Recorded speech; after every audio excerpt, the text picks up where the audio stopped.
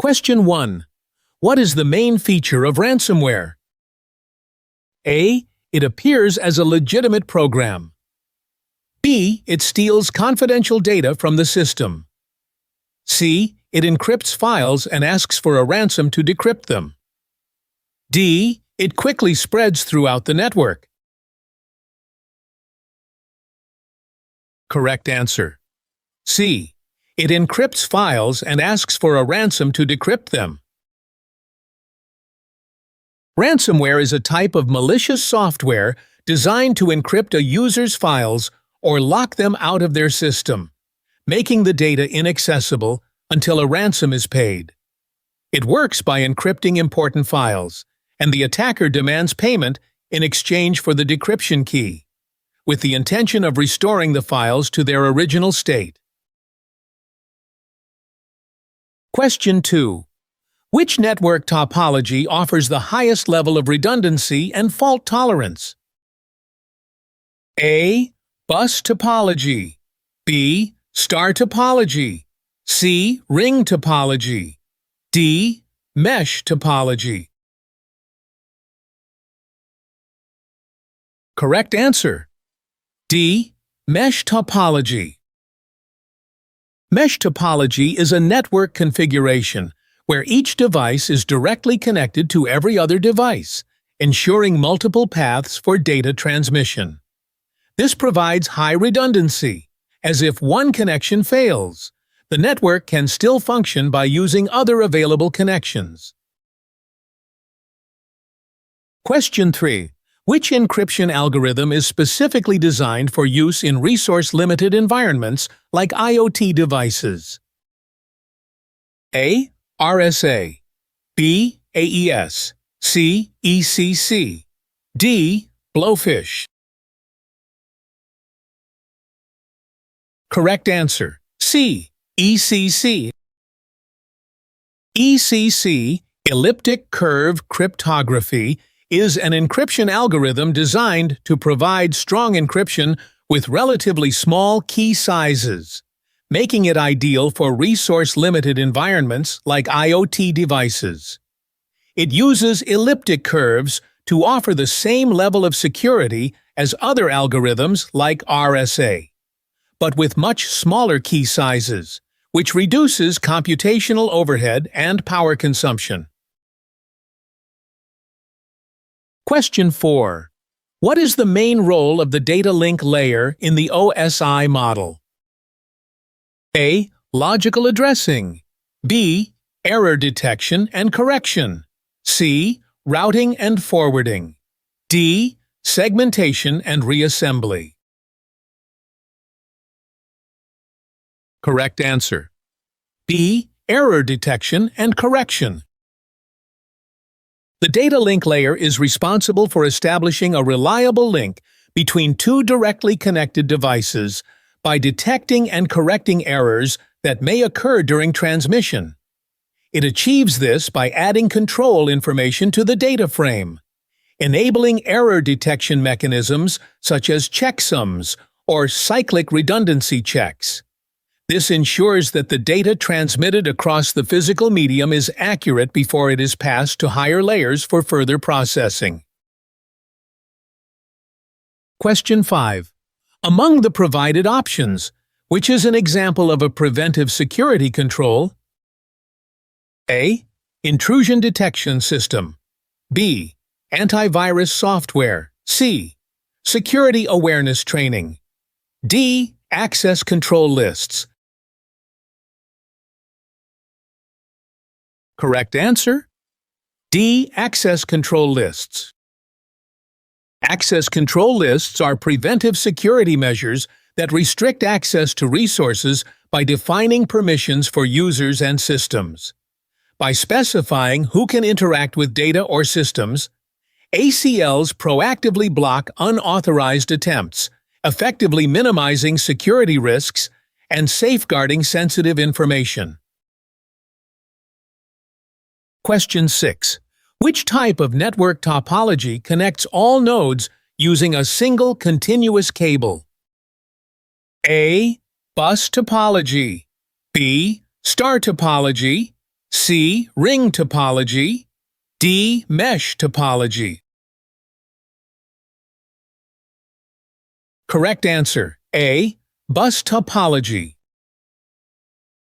Bus topology is a network configuration where all devices, nodes, are connected to a single continuous cable known as the bus, backbone coaxial cables. This setup allows data to travel along the bus, and all devices connected to it receive the data, although only the intended recipient processes it. Question 7. What type of malware is created to deliver unwanted and often misleading advertisements to users? A. Ransomware. B. Adware. C. Botnet. D. Logic bomb. Correct answer, B. Adware. Adware is a type of malware designed to deliver unwanted advertisements to users, often through pop-ups or banner ads. Its primary function is to generate revenue for the attacker by displaying advertisements, which can be misleading or intrusive, negatively affecting the user's browsing experience and system performance. Question 8. What is the main feature of a zero-day vulnerability? A. It is a widely known and documented security flaw. B. It is a vulnerability that stays unpatched for a long time. C. It is a newly discovered security flaw with no available patch or fix. D. It is a vulnerability that affects only outdated software. Correct answer, C. It is a newly discovered security flaw with no available patch or fix.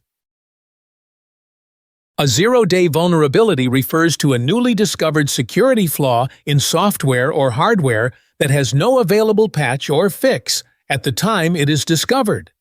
This type of vulnerability is especially dangerous because attackers can exploit it before developers have a chance to create and release a patch, leaving systems vulnerable to attack. Question 9. Which programming language is especially prone to buffer overflow vulnerabilities because it does not have built-in array bounds checking? A. Java. B. Python. C. C. D. Ruby. Correct answer, C. C is a programming language that is especially prone to buffer overflow vulnerabilities because it does not include automatic array bounds checking. This lack of built-in safety mechanisms allows developers to write code that can overwrite memory locations beyond the array's limits, potentially leading to data corruption, crashes, or exploitation by attackers. Question 10. Why is accounting important in the AAA framework? A. Simplify the authentication process. B. Restrict user access to sensitive resources. C. Provide logs for analysis, reporting, or investigation purposes. D. Enforce network security policies automatically. Correct answer? C. Provide logs for analysis, reporting, or investigation purposes. In the AAA framework, authentication, authorization, and accounting. Accounting provides logs that can be analyzed for various purposes, including security investigations, performance monitoring, and compliance reporting. By maintaining detailed records of who accessed what resources and when, organizations can identify suspicious behavior, generate audit trails, and comply with regulatory requirements. Question 11. What type of attack is occurring when a system on a network sends hundreds of Ethernet frames to a connected switch, each with a unique source MAC address? A. Etherspam. B. Hardware spoofing. C. MAC flooding.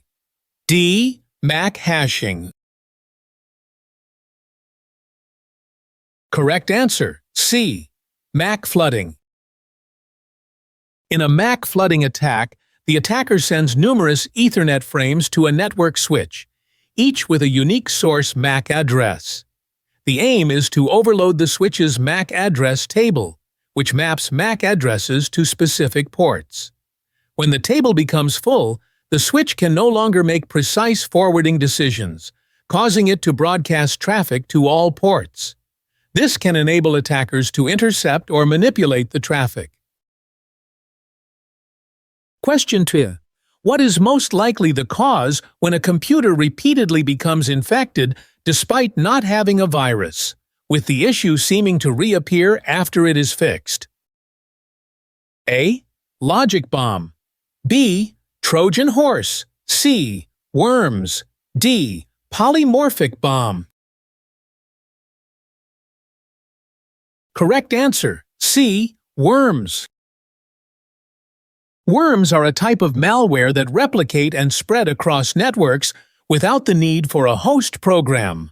Unlike viruses, which depend on a host file to run, worms can independently replicate and propagate through systems. The recurring nature of the issue indicates that the malware is spreading by exploiting vulnerabilities and doesn't require user interaction to reproduce, which is typical of worms. Question 13. Which type of stealth software provides privileged access to a machine without notifying users or administrators? A. Rootkit. B. Virus. C. Botnets. D. Spyware. Correct answer, A. Rootkit.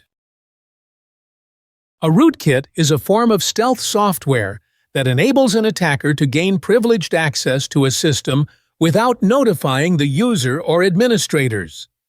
Once installed, it can conceal its presence and activities, allowing the attacker to retain control of the system and perform malicious actions without being detected. Question 14. Which type of team is responsible for testing security by using tools and techniques that a real attacker would employ? A. Blue team. B. Purple team. C. Red team. D. White team. Correct answer, C. Red team. A red team is a group of security experts assigned to assess and challenge an organization's defenses by using the same tactics, techniques, and tools that actual attackers would employ. Their objective is to simulate a real-world attack, uncover vulnerabilities, and assess how the organization responds to security incidents. Question 15. Which type of attack is aimed at disrupting your network and services? A. Access. B. Modification and repudiation. C. Denial of service. D. Interception. Correct answer, C. Denial of service. A denial of service attack is a type of attack designed to disrupt the normal operation of a network or service by flooding it with excessive traffic or requests, rendering it unavailable to legitimate users. This can lead to system crashes or significant slowdowns, affecting service availability and network performance. Question 16. Which of the following is an example of fake telemetry? A. OSINT. B. Bluejacking. C. DNS sinkhole. D. Replay attack. Correct answer, D.